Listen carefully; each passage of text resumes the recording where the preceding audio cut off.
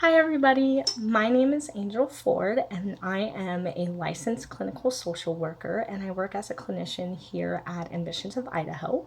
And today, I would love to talk to you guys about a tool that I use a lot in couples counseling that's really used to help build bonds and stronger connections between couples.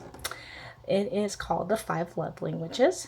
It is originally a book that was written by Gary Chapman and it essentially breaks down that each of us as individuals have our own signature or language that we use to help receive and give love to our partners. The different languages breaks down into physical touch, acts of service, gifts, quality time, and affirmations. Physical touch, pretty self explanatory. It's that when your partner reaches out to hold your hand, or when you guys are driving in the car and they rest their hand on your leg, or it's that reassuring hug to show that they're there for you. That's physical touch. That's a love language. Next is acts of service. That is when your partner does an unsolicited act for you. Maybe it's you hate to go to Walmart because it's super crowded, and so without asking, your partner goes to Walmart and picks up the groceries for you. The next is gifts. Gifts is not at all about money, it's really more about sentimental and showing that you're thinking about your partner. An example I like to use is if, let's say, you guys had a trip that you took to Paris, and maybe this was a very important, great vacation for you guys. Maybe that's when you proposed to the other person, or you got great news, or maybe this was just full of a lot of great memories. And so, without it being like a birthday or a holiday or anything, your partner gives you a keychain that has a little Eiffel Tower figure attached to it. It's that sentimental showing, like, hey, I was thinking about this, and here's a little token to show my love for you and for those memories. The next is affirmations. Affirmations, again, is that intentionality. It's making eye contact with your partner and giving them that compliment. And it could be, something as simple as like, hey, I really appreciate your character, or, I really love how kind you are. It's just really speaking that love into them. And then quality time is intentional time that you spend with your partner. It's not just like sitting on the couch and zoning out to Frasier or Friends. It's actually sitting with them and being present in the moment with them. It's at the end of the day asking them, hey, what was your favorite part of today? What made you smile? What made you cry? What was significant about today with you? And and being present with them in the moment. It's not picking up your phone and looking at the screen. It's really just being there with them. For couples, it is fairly common that they do not speak the same love language, and that's fine. There's nothing wrong with that. Where we could get into a little bit of trouble is when we don't know each other's love languages, and as a result, we neglect to speak that language to them.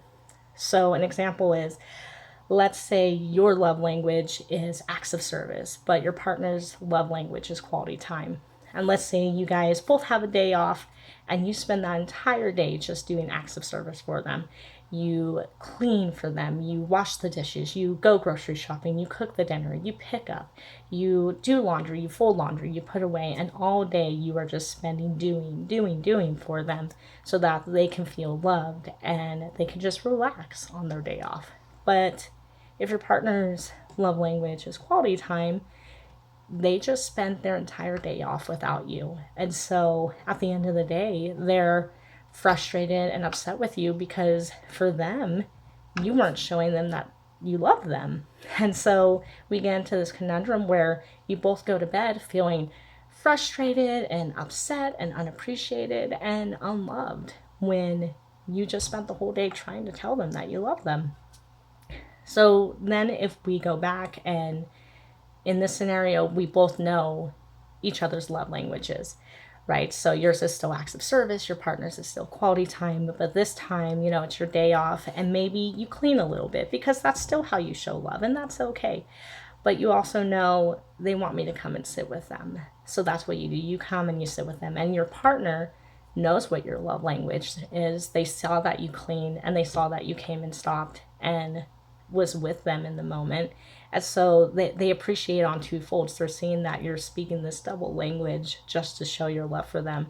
And they feel full, they feel loved, and in turn, they may even feel inclined to do acts of service for you because they know that's how you really feel loved by them.